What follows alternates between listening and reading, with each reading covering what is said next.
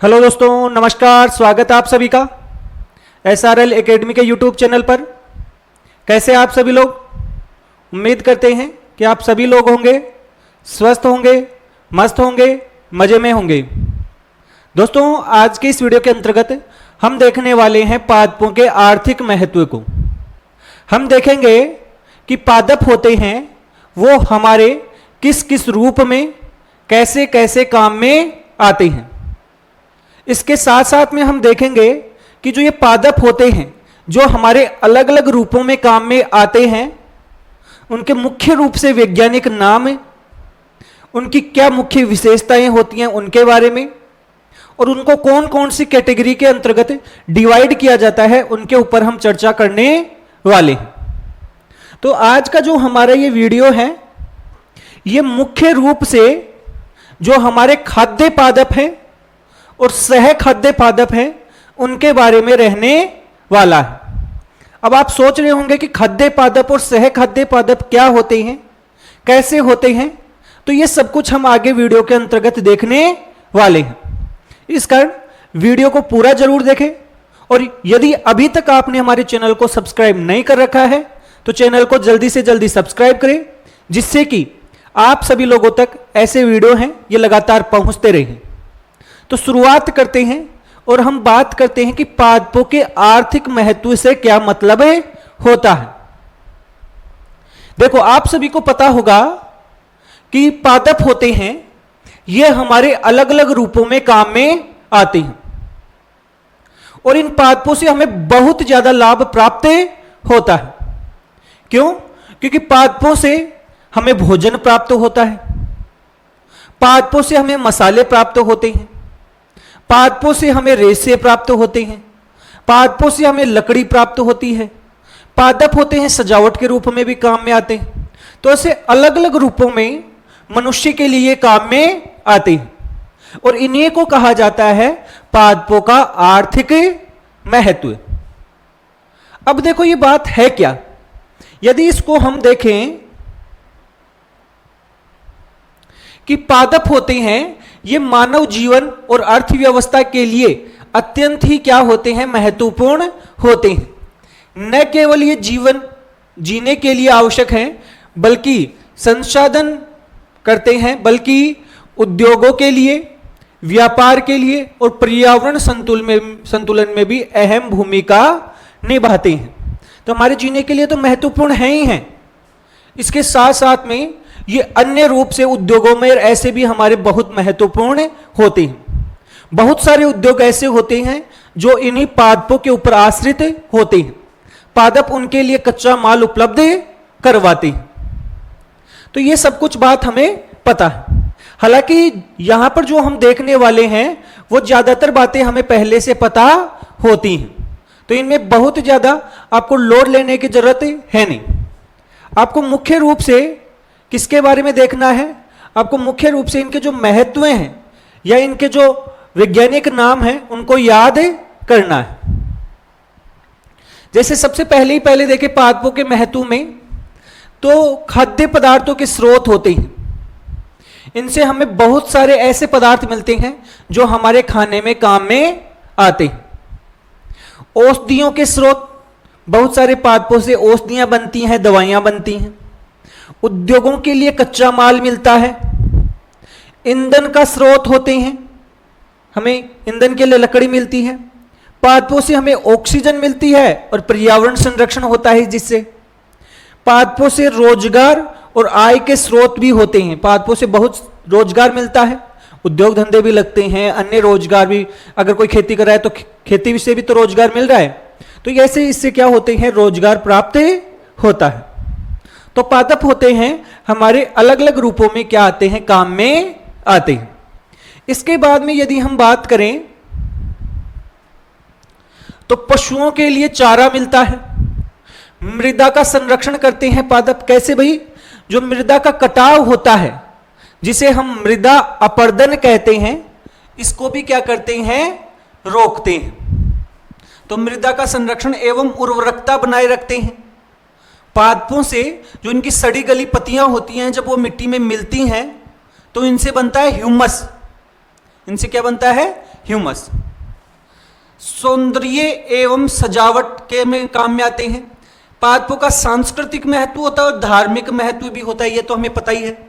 जैसे तुलसी का पादप है तो वो एक तरीके से हमारे लिए, हिंदुओं के लिए धार्मिक पादप है।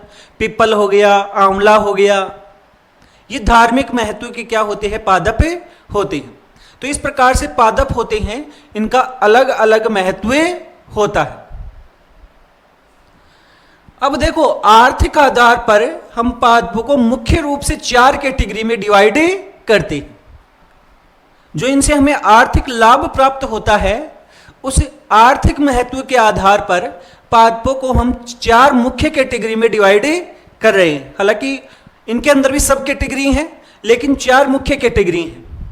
जैसे एक पादप होते हैं जिन्हें हम बोलते हैं खाद्य पादप। कौन से पादप कहते हैं? खाद्य पादप, जिनसे हमें खाने की चीजें मिलती हैं। दूसरे होते हैं सह खाद्य पादप। दूसरे होते हैं सह खाद्य पादप। इसके अंतर्गत मुख्य रूप से मसाले हो गए, जो पेय पदार्थों के लिए चाय कॉफी वाले हो गए, जिनसे हालांकि मुख्य रूप से ऊर्जा नहीं मिल रही है, लेकिन ये हमारे भोजन में एक तरीके से, ऐसे मान लो कि भोजन होता है, उसको रुचिकर बनाते हैं, उसमें सुगंध डालते हैं, तो ऐसे ये सह खाद्य पदार्थ, सह खाद्य पादप होते हैं। इसके अलावा एक पादप होते हैं जिन्हें हम बोलते हैं औषधीय पादप, जिनसे हमें विभिन्न प्रकार की औषधियां प्राप्त होती हैं, मेडिसिनल प्लांट्स होते हैं। और एक इसके अलावा एक होते हैं औद्योगिक पादप। ये जो औद्योगिक पादप होते हैं, इनसे हमें रेशे प्राप्त होते हैं, अन्य चीजें भी प्राप्त होती हैं।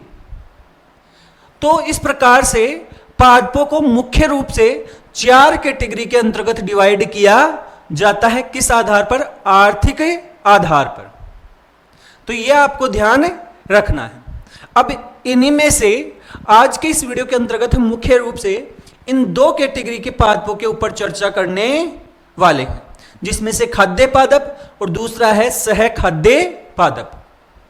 ध्यान रखने की बात यह है कि जो भी पादप आपको यहां पर पढ़ाए जा रहे हैं, वे केवल और केवल उदाहरण हैं। इसका मतलब यह नहीं है बिल्कुल भी कि अन्य और वैसे पादप नहीं होते। अब हम पूरे जितने पादप हैं हमारे चारों तरफ, उनको तो नहीं देख सकते। जो मुख्य रूप से हमारे काम में आते हैं, उनके बारे में हम चर्चा करने वाले। और जो पादपों से जो प्रश्न पूछे जाने की संभावना है, जो एग्जामों में प्रश्न पूछे जा सकते हैं, एक तो उनकी कोई मुख्य विशेषता है, वो याद रखना है। अगर कोई विशेष कुल से संबंधित है तो उस कुल का नाम याद रखना है। इसके अलावा जो पादपों के उदाहरण हैं, उनके वैज्ञानिक नाम हैं, वो पूछे जाते हैं और ये वैज्ञानिक नाम आपको याद करने हैं। देखो, यहां पर आपको 40 से 50 वैज्ञानिक नाम आपको मिलेंगे और ये 40 से 50 वैज्ञानिक नाम हैं, ये आपको याद करने पड़ेंगे। इनके लिए कोई ऐसा नहीं है कि आपको बिना याद करे याद हो जाएंगे। तो इनके लिए ट्रिक यही है कि आप इनको जो भी नाम आ रहे हैं उनको एक पेज पर लिखो और जहां पर भी आप पढ़ रहे हैं या जहां पर आपकी बार बार नजर जाती है, वहां पर उस पेज को चिपका लो। आप 2 बार, 4 बार, 5 बार, 10 बार इनको रोज दिन में 2 बार देखोगे। अगर रोज 2 या 3 बार देखोगे तो आपके 5-7 दिन में ये नाम अपने आप ही आपकी परमानेंट मेमोरी में चले जाएंगे। तो एक बार पढ़ने से ये याद नहीं होने वाले, ये आपको थोड़ा सा दिमाग में रखना है। 4-5 बार आप देखोगे तो आपको याद हो जाएंगे। तो सबसे पहले हम बात करते हैं खाद्य पादपों के बारे में।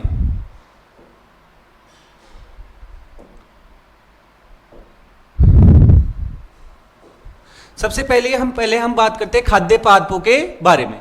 फूड प्लांट्स, इनसे हमें खाना प्राप्त हो रहा है, भोजन प्राप्त हो रहा है, और भोजन जो हमारी ऊर्जा का सबसे मुख्य स्रोत है। तो वे पादप जिनके विभिन्न भाग होते हैं, जिनके अलग अलग भाग होते हैं, जैसे उनके बीज हो गए, जैसे उनके फल हो गए, जैसे उनकी पत्तियां हो गई, जैसे कि जड़ हो गई, जैसे कि तना हो गई आदि, मनुष्य के द्वारा भोजन के रूप में सीधे उपयोग किए जाते हैं तो उन्हें खाद्य पादप कहा जाता है। मतलब ये पादप होते हैं, इनके बीज, तना, पत्तियां, इनको हम भोजन के रूप में काम में लेते। ये मानव के लिए ऊर्जा, प्रोटीन, विटामिन, खनिज और फाइबर अर्थात रेशे के प्रमुख स्रोत होते। तो ये आपको याद रखना है, ये ऊर्जा के सबसे मुख्य स्रोत होते। अब जो हमारे खाद्य पादप होते हैं जिनसे हमें ऊर्जा मिलती है, उनको भी हम अलग अलग कैटेगरी में डिवाइड कर सकते हैं। जैसे इनमें से कुछ होते हैं अनाज,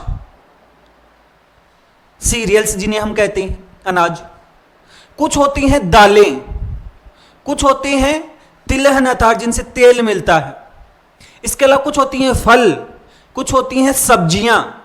तो ये आपकी अलग अलग कैटेगरी हैं जो इन खाद्य पादपों के अंतर्गत पाई जाती हैं, जिनमें से सबसे पहले हम बात करते हैं अनाजों के बारे में। देखो, खाद्य पादपों के मुख्य प्रकार कौन कौन से होते हैं। तो खाद्य पादपों में सबसे पहले हम देखेंगे अनाज।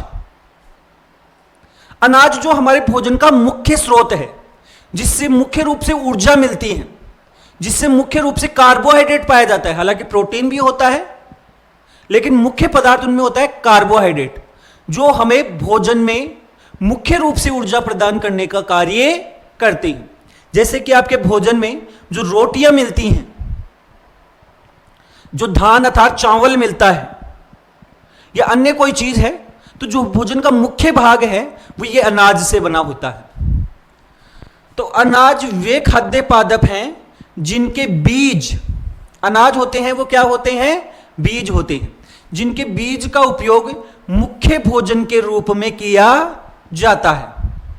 यह मुख्यतः घास कुल के, कौन से कुल के, घास कुल। अब देखो, घास का मतलब वो वाला घास ही नहीं है, यहां पर हम वैज्ञानिक तरीके से बात करें तो जिनमें संधियां पाई जाती हैं या जो नीचे की तरफ वृद्धि करते हैं, संधियों से जड़ें निकलती हैं, वो घास कुल के पादप माने जाते हैं। तो जिनमें घास कुल के पौधे होते हैं और मानव आहार में ऊर्जा अर्थात कार्बोहाइड्रेट का सबसे बड़ा स्रोत यही होते हैं। अनाज होते हैं ये कार्बोहाइड्रेट का अर्थात ऊर्जा का सबसे मुख्य स्रोत होते हैं। स्टार्च की अधिक मात्रा होती है, इनमें स्टार्च की मात्रा ज्यादा पाई जाती है। वास्तव में इनका जो कार्बोहाइड्रेट होता है वो स्टार्च के रूप में ही पाया जाता है। इसके अलावा विश्व की अधिकांश जनसंख्या का मुख्य भोजन यही है। विश्व की अधिकांश जनसंख्या भोजन के रूप में जो पादपों से प्राप्त हो रहा है उसमें आपके अनाज लेते हैं, और अनाज ही ऊर्जा का सबसे मुख्य क्या है, स्रोत है। अब अनाज अलग अलग कैटेगरी के हैं, गेहूं भी है, बाजरा भी है, जौ भी है, ज्वार भी है, ये सारे अनाज ही होते हैं। अब यहां पर कुछ मुख्य अनाज हैं, इनके बारे में बताया जा रहा है। देखो, हमारा यहां पर उद्देश्य है कि गेहूं के बारे में उसकी किस्में वगैरह पढ़ना यहां का उद्देश्य नहीं है। अगर ऐसे पढ़ने लगोगे तो फिर ये चैप्टर ही कभी कंप्लीट नहीं होगा। हम यहां पर मुख्य रूप से कौन से कैटेगरी में वो आते हैं, उनका वैज्ञानिक नाम होता है, वो क्या होता है। अगर आपको ऐसे पढ़ना है कि इनकी किस्में कौन सी हैं, वो कैसी नहीं है, तो फिर वो फसलों वाले टॉपिक में पढ़ना पड़ेगा आपको। जब हम फसल पढ़ते हैं वहां पर आपको देखना पड़ेगा, यहां पर हमारा उद्देश्य आर्थिक महत्व के हिसाब से।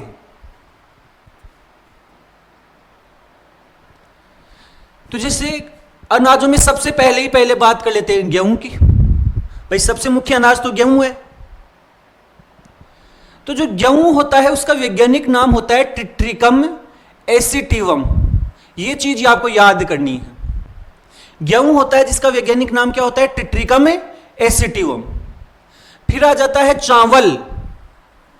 क्या आ जाता है, चावल। और चावल का वैज्ञानिक नाम होता है ओराइजा सेटाइवा या सेटिवा, ओराइजा सेटाइवा।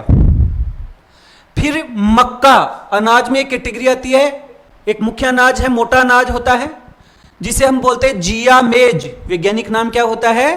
जिया मेज। फिर है जो, और जो का वैज्ञानिक नाम है होर्डियम वल्गेयर, होर्डियम वल्गेयर।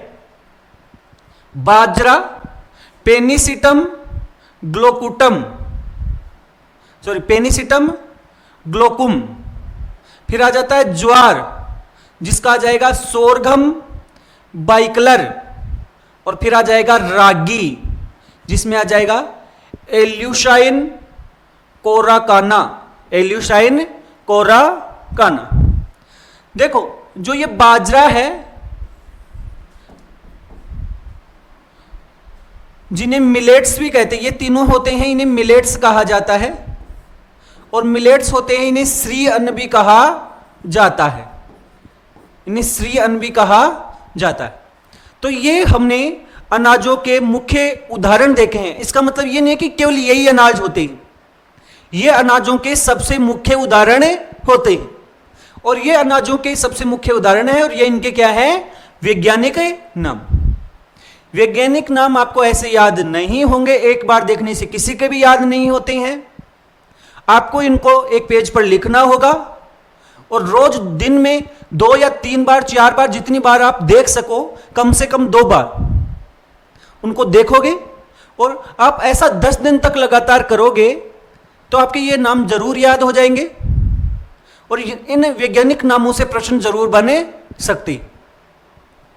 तो ये पहली कैटेगरी हो गई है आपकी खाद्य पदार्थों की, जिनमें आ गए हैं अनाज।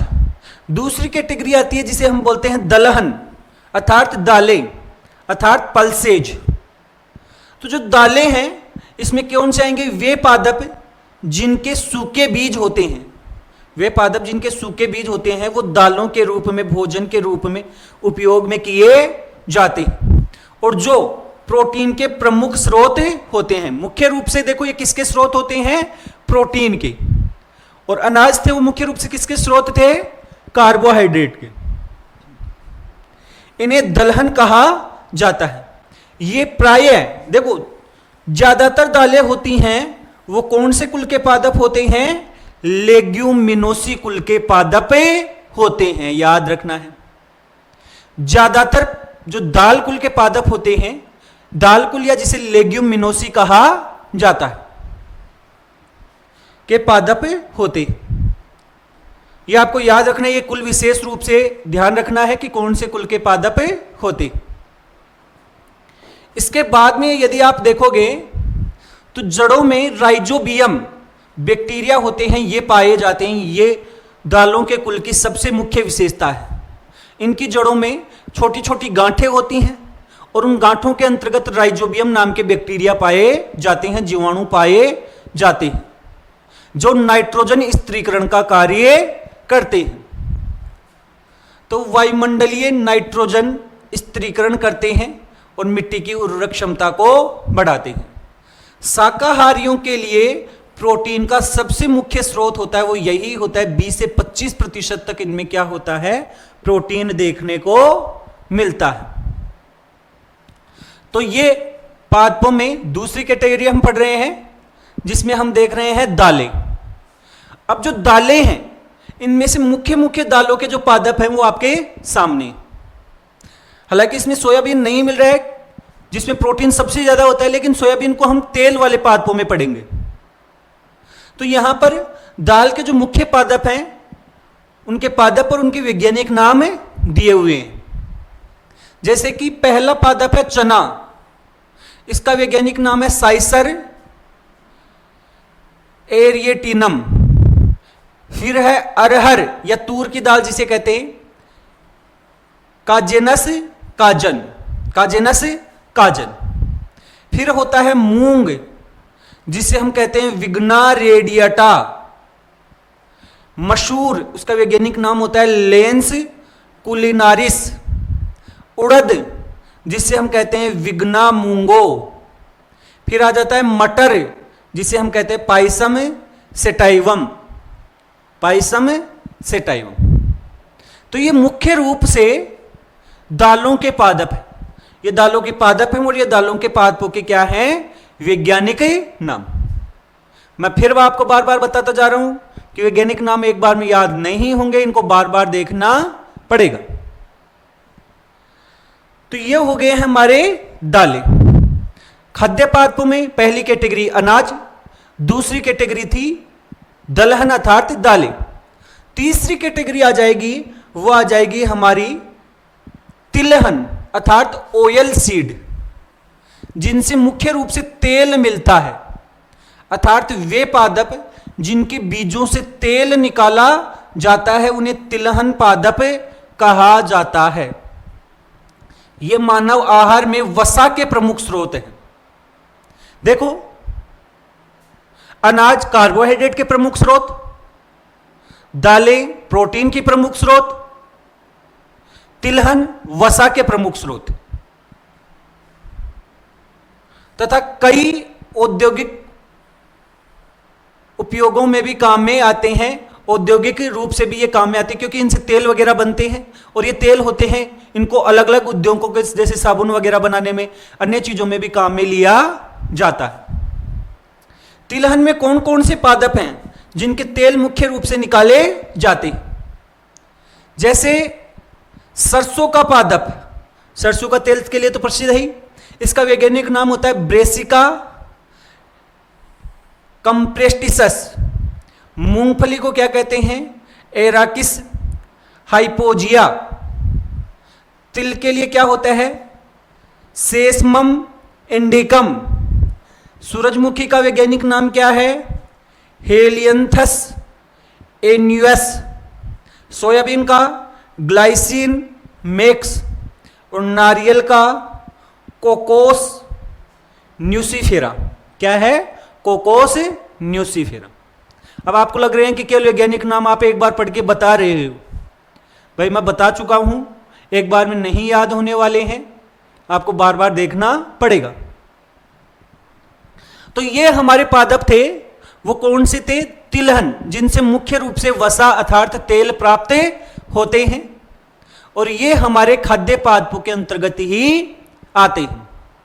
इसके अलावा यदि हम खाद्य पादपों में अन्य पादप देखें तो उनमें एक आ जाएंगी सब्जियां और एक आ जाएंगे फल। एक आ जाएंगी हमारी सब्जियां और दूसरी मुख्य कैटेगरी आ जाएगी फल। तो देखो भाई, सब्जियां देखो, वेजिटेबल्स, वे पादप जिनके विभिन्न भाग, अलग अलग भाग, जैसे पत्तियां हो गई, कुछ की जड़ें होती हैं, कुछ का तना होता है, कुछ का फूल होता है, कुछ का फल होता है, वो भोजन के रूप में उपयोग में लिए जाते हैं, उन्हें हम सब्जियां कहते हैं। ये संतुलित आहार का महत्वपूर्ण हिस्सा होते हैं। सब्जियां जरूर खानी चाहिए, केवल अनाज खाने से काम नहीं चलेगा, उसके साथ में सब्जियां भी हम खाते हैं। अब सब्जियों को अलग अलग कैटेगरी में डिवाइड कर दिया। कुछ सब्जियां ऐसी होती हैं जो पत्तों से बनती हैं। किससे बनती हैं? पत्तों से। तो उन्हें बोलते हैं हम पत्तेदार सब्जियां। इनकी पत्तियां होती हैं, वो सब्जी के रूप में काम में आती हैं। ये मुख्य रूप से विटामिन और आयरन से भरपूर होती हैं। हम बोलते हैं कि हरी सब्जियां खानी चाहिए, जिससे कि हमें हीमोग्लोबिन की कमी नहीं होगी, आयरन की पूर्ति होगी।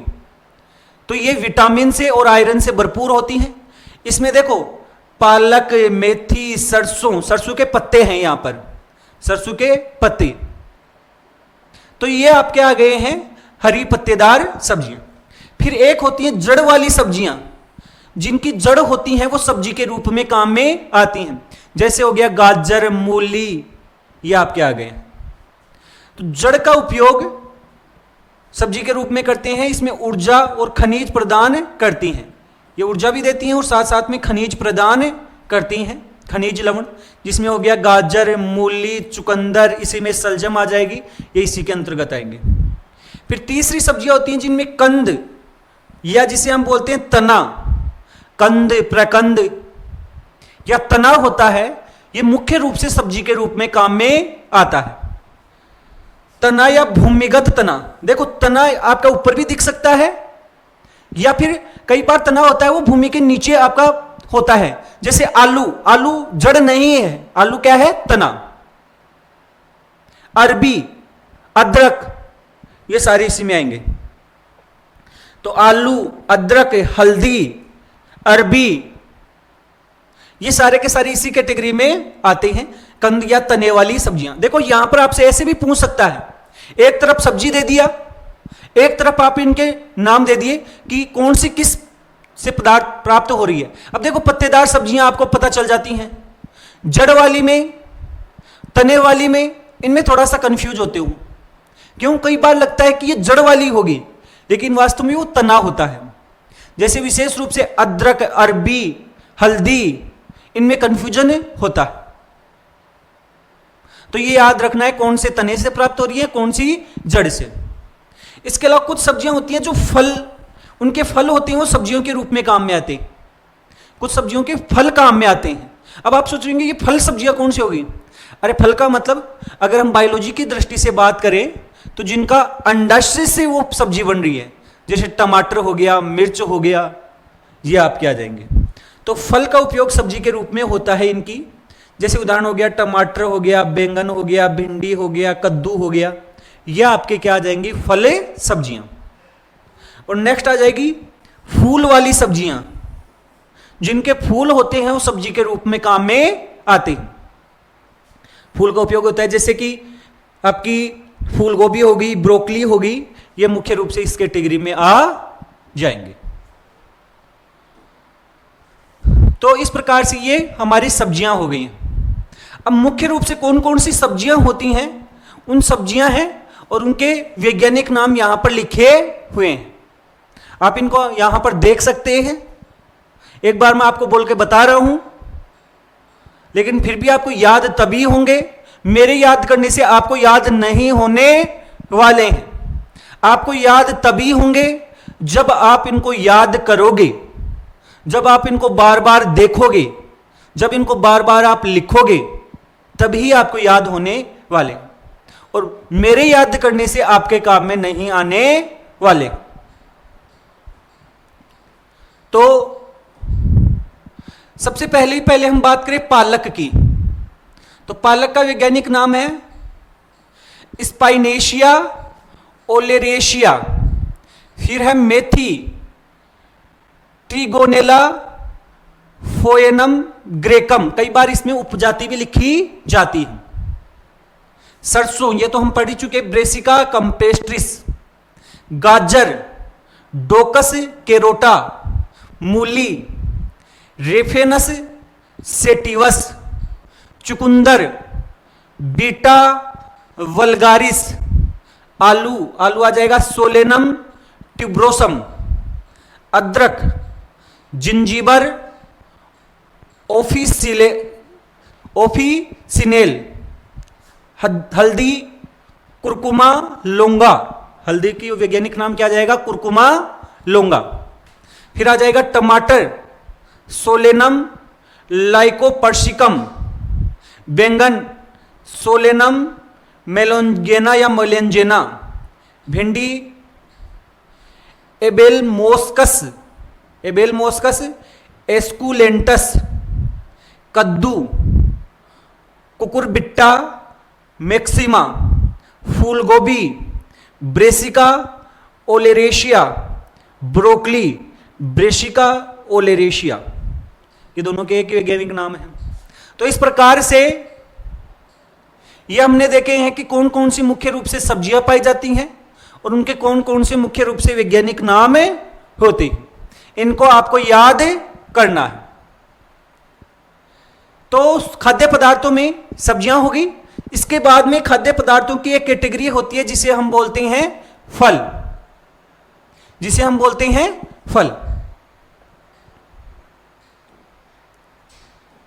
तो देखो, फल अर्थात फ्रूट्स, फल वे संरचनाएं होती हैं जो फूल के अंडाशय से विकसित होती हैं और जिनमें बीज होते हैं।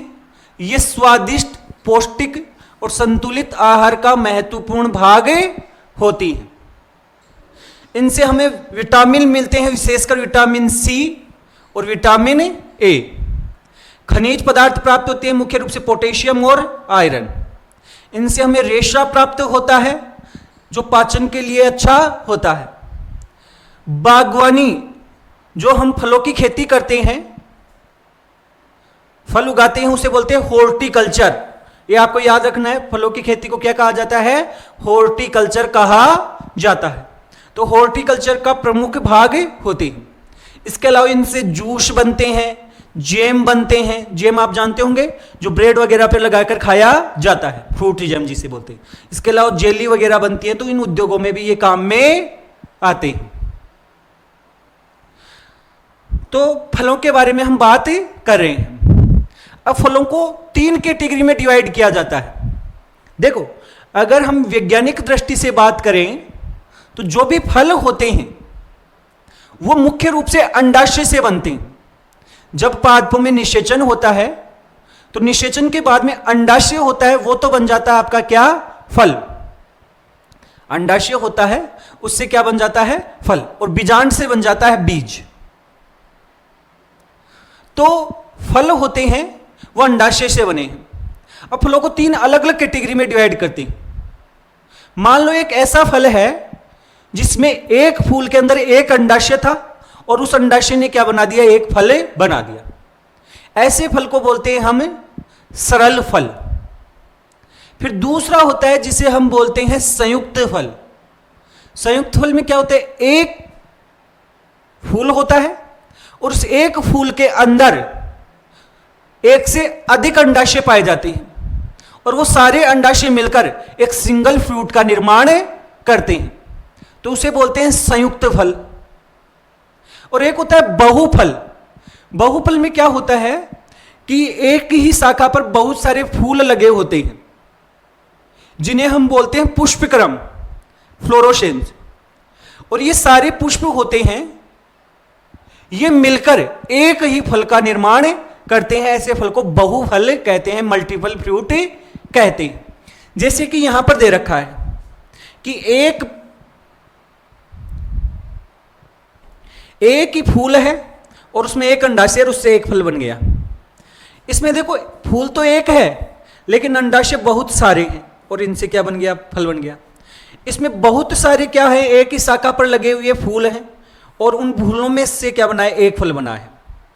तो इस प्रकार से 3 प्रकार के क्या होते हैं? फल होते हैं, फलों की कैटेगरी होती है। जैसे एक होते हैं सरल फल, एक ही हुई फूल के अंडाशय से बनते हैं, जैसे आम हो गया, टमाटर हो गया, अंगूर। फिर दूसरे होते हैं संयुक्त फल, जिसमें बोलते हैं एक ही फूल के कई अंडाशय मिलकर, फूल तो एक है लेकिन उसके बहुत सारे अंडाशय मिलकर एक फल का निर्माण कर रहे हैं। इसमें जैसे स्ट्रॉबेरी आ गई, रसभरी आ गई, ऐसे। फिर आगे बहुफल, जिसमें कई फूल होते हैं, वे समूह में होते हैं और उन समूह से एक फल बनता है। जैसे कि हो गया हमारा अनानास, पाइनएप्पल, कटहल, ये होते हैं। इनमें एक फल में बहुत सारे फूल पाए जाते हैं और बहुत सारे फूल मिलकर फिर एक फल का निर्माण करते हैं। अब देखो, फलों में वैसे तो आपको सबको पता है मुख्य मुख्य रूप से और भी बहुत सारे फल होते हैं। अगर किसी को और मिले तो और ऐड कर लेना भाई। तो जैसे आम, फलों का राजा आम, मेंजीफेरा होता है, वैसे बोलने में हो गया है मेंजीफेरा इंडिका। सेब का वैज्ञानिक नाम है मेलस डोमेस्टिका। केला का वैज्ञानिक नाम है म्यूसा पेराडिशियाका। संतरा, जिसे बोलते हैं सिट्रस साइनेंसिस।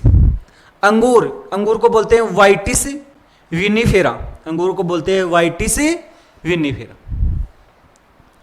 तो इस प्रकार से ये हमने खाद्य पादपों की कैटेगरी देखी कि कौन कौन से खाद्य पदार्थ होते हैं वो पाए जाते हैं, कौन कौन से पादप होते हैं जिनसे हमें खाद्य पदार्थ मिलते हैं, जिनमें मुख्य रूप से अनाज, दलहन, तिलहन, सब्जियां और फल हमने देखे। इनके प्रमुख उदाहरण हमने देखे हैं। इसके साथ साथ में इनके मुख्य विशेषताएं हमने देखी हैं। इसके अलावा जो पादप मुख्य होते हैं उनके वैज्ञानिक नाम हमने देखे। हालांकि ये उदाहरण और भी हो सकते हैं, आपको यदि कोई और उदाहरण दिमाग में आता है तो उसको आप इनमें ऐड कर सकते हैं। कोई ऐसा नहीं है, आप किसी भी टीचर के पास पढ़ लोगे तो ऐसा नहीं है कि वो आपके पूरे 100 के 100 उदाहरण बता देगा कि सब्जियों में पूरी सब्जियों के उदाहरण बता दिए। यहां पर केवल आपको मुख्य मुख्य सब्जियां हैं उनके उदाहरण देखने को मिलेंगे। अब आ जाएंगे हमारे सहखाद्य पादप। सहखाद्य से क्या मतलब है? वे पादप जिनसे आपके भोजन होता है वो स्वादिष्ट बन जाता है, उनमें सुगंधित हो जाता है, हालांकि वो ऊर्जा के मुख्य स्रोत नहीं होते हैं। तो देखो,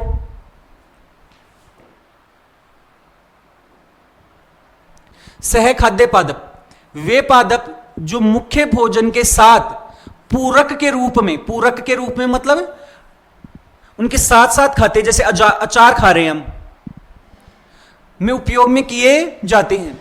ये भोजन के स्वाद को बढ़ा देते हैं, उसमें सुगंध लाते हैं, पोषण को बढ़ाते हैं, गुणवत्ता को बढ़ाते हैं और उन्हें सहखाद्य पादप कहा जाता है।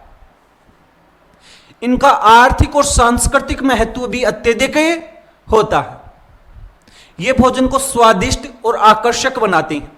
जैसे हम सब्जी बनाई, एक तो उबाल कर ही खाओ भाई, और एक उसके अंतर्गत हमने क्या डाला, मिर्च डाला, मसाले डाले, उसको पकाया, उसके ऊपर धनिया डाला, तो दिखने में बढ़िया हो गई, बढ़िया तरीके से दिख रही है तो खाने में स्वाद आएगा।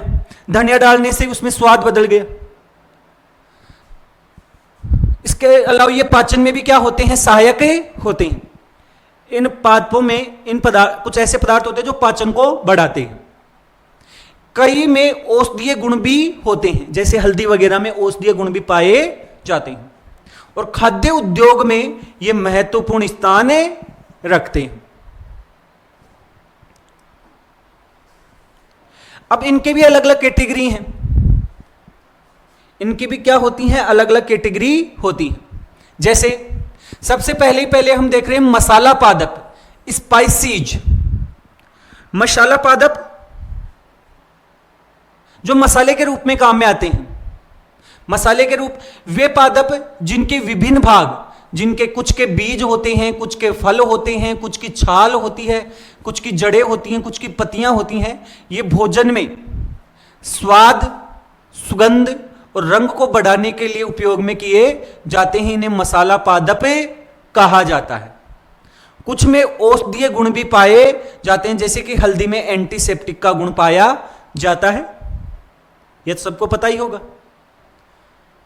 भारत को मसालों का देश कहा जाता है क्योंकि हम पहले भी मसालों का बहुत ज्यादा उत्पादन करते थे, मसालों को निर्यात करते थे और आज भी मसालों को निर्यात करते हैं। और भारत की काली मिर्च के यूरोप के लोग दीवाने थे। यूरोप से लोग भारत से काली मिर्च खरीदने आते थे और ये इतनी महंगी बिकती थी कि पहले के समय में सोने के बराबर इसको तोला जाता था। मतलब अगर एक जहाज सोना भर के लाओ, एक जहाज काली मिर्च भर के ले जाओ, और फिर भी यूरोप के लोग इससे अच्छा खासा मुनाफा कमाते थे। तो भारत को मसालों का देश कहा जाता है और मसालों का बड़ा निर्यात होता है। खाद्य प्रसंस्करण, प्रसंस्करण का मतलब हो गया है कि आपके अलग अलग प्रकार से उसको, खाद्य पदार्थों को अलग अलग प्रकार से सजाना, उनको अलग अलग रूपों में बदलना। खाद्य प्रसंस्करण उद्योग में भी यह महत्वपूर्ण होता है। अब कुछ पादप हैं और उनके उपयोगी भाग हैं जो मसाले के रूप में काम में आते हैं। जैसे हल्दी, हल्दी को तो आप सब जानते होंगे। हल्दी देखो जड़ नहीं होती है, मैं पहले बता दूं। हल्दी क्या होती है, तना अर्थात उसका कंद होता है, वो उपयोगी होता है, जो हल्दी के रूप में हम काम में लेते हैं पीस कर। फिर होता है काली मिर्च, और काली मिर्च का क्या होता है, फल।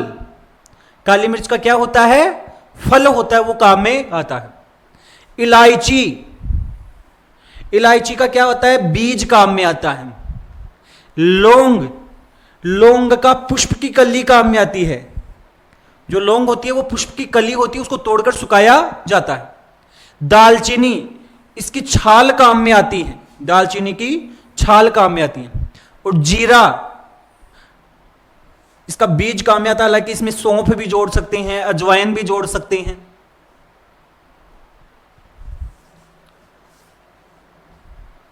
अब देखो कुछ पादप हैं और उन पादपों के वैज्ञानिक नाम है जो मसाले के रूप में काम में आते हैं, और जो आपको दिमाग में आ रहा है वो ऐड करे लेना। मुख्य पादप यही है। जैसे हम मुख्य मसाला पादप और उनके वैज्ञानिक नाम, हल्दी ये हम पहले भी पढ़ चुके हैं, कुरकुमा लौंगा, काली मिर्च पाइपर नाइग्रम, काली मिर्च को क्या कहते हैं, पाइपर नाइग्रम।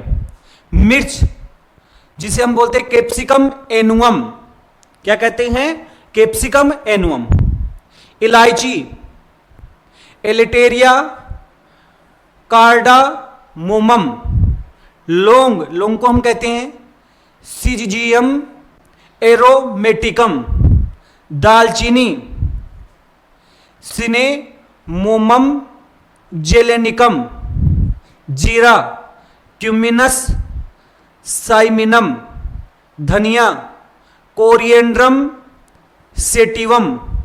और अदरक ये पहले भी पढ़ चुके हैं, जिंजीबर ओफिसिनेलस।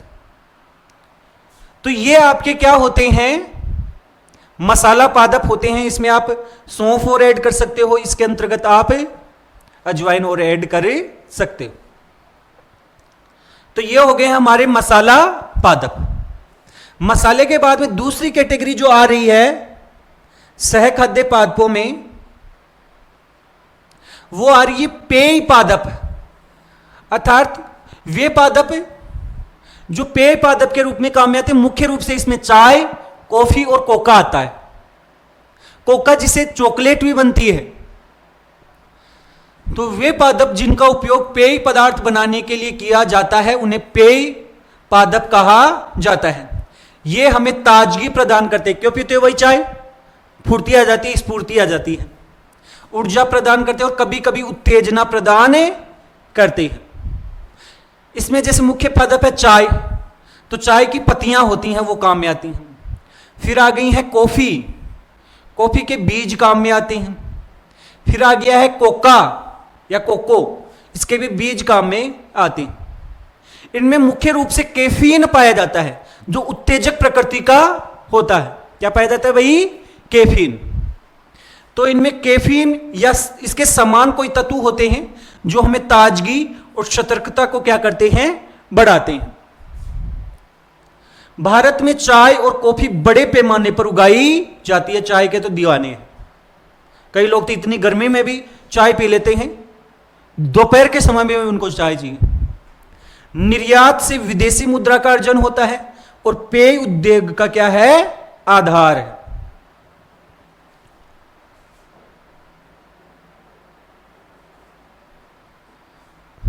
अब इसके बाद में ये जो पादप है इनके कुछ डायग्राम आपको देखने को मिल रहे हैं। जैसे मुख्य पेय पदार्थ में पादप है और उनके वैज्ञानिक नाम हैं। जैसे चाय, चाय का वैज्ञानिक नाम है कैमेलिया साइनेंसिस, कैमेलिया साइनेंसिस। और ये याद कर लेना भाई, तीनों नाम याद कर लेना, पूछे जा सकते, इंपॉर्टेंट नाम है। फिर दूसरा है कॉफी, कॉफिया अरेबिका। तीसरा है कोको, थियोब्रोमा काकोआ, थियोब्रामा काकोआ। ये तीन अलग अलग प्रकार के क्या हैं, आपके पादप। अब देखो ये जो तीन हमने पेय पदार्थ के रूप में काम में आने वाले प्रमुख पादप देखे हैं, जो पेय पदार्थ के रूप में काम में आने वाले प्रमुख पादप है, जिसमें चाय, कॉफी और कोका जिससे चॉकलेट बनती है वो होते हैं। इनमें से यदि हम देखेंगे तो पहली आप जो देख रहे हैं वो एक चाय का बागान है और चाय के बागान में से एक महिला है, वो चाय की पत्तियों को चुन रही है, बिन रही है और उसको पीछे डाल रही है। तो ये चाय की पत्तियां काम में आती हैं। फिर दूसरा आप ये जो देख रहे हैं इसमें ये आपके कॉफी है, उस कॉफी के बीज हैं, कॉफी बीन्स कहते हैं। इनको तोड़कर इनको सुखाया जाता है और सुखाने के बाद इसका पाउडर बनाया जाता है और वो कॉफी के रूप में काम में आता है। और फिर तीसरा पादप जो आप देख रहे हैं ये कोका का पादप है। इसके भी जो ये फल हैं, जो एक तरीके से इनके बीज हैं, इनको सुखाया जाता है, सुखाने के बाद इनका पाउडर बनता है और इसी पाउडर से बाद में क्या प्राप्त होती है, हमें चॉकलेट प्राप्त होती है, चॉकलेट बनती है। उसके अलावा पेय पदार्थ के रूप में भी इसको काम में लिया जाता है। तो ये हमारे क्या होते हैं, पेय पदार्थ होते हैं, तीनों याद रखना है। इसके बाद में यदि हम देखें कि और कौन से पादप होते हैं, तो शर्करा पादप जिनसे शुगर मिलती है, जैसे चीनी हो गया, गुड़ हो गया। इसके अलावा शीरा, शीरा आप जानते होंगे कि जब हम गन्ने का रस निकालते हैं और उसको उबालते हैं तो उबालने के बाद में उसके ऊपर एक झाग सा आ जाता है, उस झाग को शीरा कहते हैं और उससे एथेनॉल बनता है। तो वे पादप जिनसे शर्करा मिठास प्राप्त की जाती है उन्हें शर्करा पादप कहा जाता है। ये मानव आहार में ऊर्जा अर्थात कार्बोहाइड्रेट के महत्वपूर्ण स्रोत होते हैं। इनसे शर्करा अर्थात सुक्रोज की अधिकता होती है। इनसे चीनी, गुड़, शीरा, अब वो शीरा वो आटे वाला शीरा नहीं है, अभी आपको बता दिया है कि जब गन्ने से उसका रस निकाला जाता है और उसको गर्म किया जाता है तो उसके ऊपर एक झाग सा आता है, उस झाग को शीरा कहते हैं और उससे एथेनॉल प्राप्त होता है। तो इससे एथेनॉल का उत्पादन काम में आता है। चीनी उद्योग जो हमारी भारतीय अर्थव्यवस्था का प्रमुख मेन उद्योगों के अंतर्गत शामिल होता है और किसानों के लिए प्रमुख नकदी फसल होती है। गन्ना होता है, इनमें गन्ना ये किसानों के लिए प्रमुख नकदी फसल होती। तो देखो जो गन्ना होता है उसका तना काम में आता है और चुकंदर होता है उसके क्या काम में आती है, जड़ काम में आती है। उसके क्या काम में आती है, जड़। दोनों देखे हुए होंगे आपके, और नहीं देखे हुए हैं तो देख लो भाई। देखो प्रमुख शर्करा पादपों में यदि हम देखें और उनके वैज्ञानिक नाम देखें तो गन्ना का याद कर लेना, गन्ना का है सेकेरम ऑफिसिनेरम और चुकंदर का है बीटा वल्गारिस, ये हम पहले भी पढ़ चुके हैं। तो ये आप गन्ने को तो सब जानते ही हैं और ये इधर आप चुकंदर को भी सभी जानते हैं। तो गन्ना और चुकंदर है, हालांकि इनके तो डायग्राम नहीं भी लगाते तो आप पहचान ही जाते। इसी कारण हमने फल, सब्जियों, अनाज वगैरह के डायग्राम यहां पर नहीं लगाए। इसके बाद में सह खाद्य पादपों की एक लास्ट कैटेगरी होती है जिसे हम बोलते हैं सुगंधित पादप, एरोमेटिक प्लांट्स।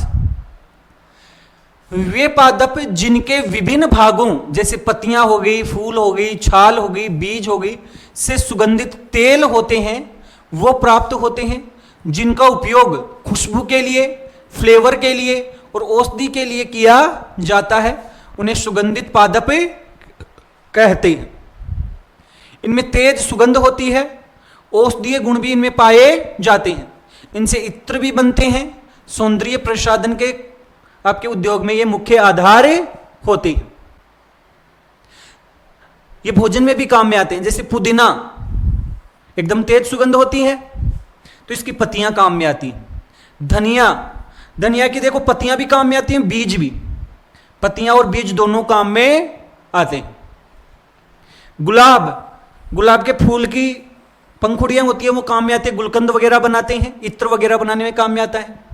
तुलसी, तुलसी की तो लगभग हर चीज काम में आती है, पत्तियां वगैरह, इसका पुष्पक्रम भी काम में आता है, जड़ें भी काम में आती है, सब कुछ काम में आता है, मुख्य रूप से पत्तियां। इसके अलावा लेमन ग्रास, लेमन ग्रास ये भी काम में लिया जाता है और इसकी पत्तियां काम में आती हैं। आप देख लोगे डायग्राम है, इसके अंतर्गत कौन कौन से पादप होते हैं। तो सबसे पहले आप देख लो प्रमुख सुगंधित पादप और उनके वैज्ञानिक नाम। जैसे पुदीना हो गया, इसका वैज्ञानिक नाम है मेंथा। धनिया हो गया, धनिया का वैज्ञानिक नाम है कोरिएंड्रम सेटिवम। गुलाब का वैज्ञानिक नाम है रोसा। तुलसी का वैज्ञानिक नाम है ओसिमम सेंक्टम और लेमन ग्रास का वैज्ञानिक नाम है सिम्बो पोगोन सिट्रेटस, सिट्रेटस। तो ये इनके क्या होते हैं, वैज्ञानिक नाम होते हैं। और बाकी आप सब डायग्राम देख ही रहे होंगे जो आपके सुगंधित पादप है उनमें। ये पहला पादप है आपका धनिया जिसकी पत्तियां काम में आती हैं। ये दूसरा पादप है जिस पुदीना, सॉरी, ये जो पहला पादप है जो आपका है पुदीना, जिसकी पत्तियां काम में आती हैं। ये आपका दूसरा पादप है जिसकी पत्तियां भी काम में आती हैं और बीज भी काम में आते हैं, वो है आपका धनिया। इसके अलावा यहां पर जो आप देख रहे हैं ये लेमन ग्रास, लेमन ग्रास, ये तुलसी, और ये आप सब जानते ही हैं क्या है, गुलाब। तो इस प्रकार से ये जो सुगंधित पादप होते हैं ये हमारे भोजन में भी काम में आते हैं, इनका आर्थिक महत्व भी होता है। तो इस प्रकार से आज के इस वीडियो के अंतर्गत हमने जो पादपों का आर्थिक महत्व है इसके अंतर्गत खाद्य पादप और सह खाद्य पादप है उनके बारे में देखा है। हमने इन पादपों की मुख्य विशेषताएं, इनके मुख्य उदाहरण और उनके वैज्ञानिक नाम देखें। आपको फिर बार बार बता रहा हूं कि जो अब तक हमने 30-40 वैज्ञानिक नाम पढ़े हैं, 5-10 आगे आने वाली क्लास में आ जाएंगे तो आपके मुश्किल से 50 वैज्ञानिक नाम होंगे जिनको आपको याद करना है। और याद आपको कैसे करना है कि आपको इनको एक पेज पर लिखना है और ऐसी जगह पर लगाना है जहां पर आपकी नज़र बार बार जाती है। रोज आप इनको 2-4 बार देखोगे तो 5-7 दिन में आपके याद हो जाएंगे। सारी चीजें आपके बिल्कुल समझ में आई होंगी ऐसे हम उम्मीद कर रहे हैं। अगर कोई चीज समझ में नहीं आई है, अगर कोई चीज छूट गई है तो आप हमें कमेंट जरूर कर सकते हैं। साथ साथ में आप सभी लोगों को यह वीडियो कैसा लगा है कमेंट में जरूर बताइए। और यदि अभी तक आपने हमारे चैनल को सब्सक्राइब नहीं कर रखा है तो चैनल को जल्दी से जल्दी सब्सक्राइब करें, जिससे कि आप सभी लोगों तक ऐसे वीडियो लगातार पहुंचते रहें। धन्यवाद।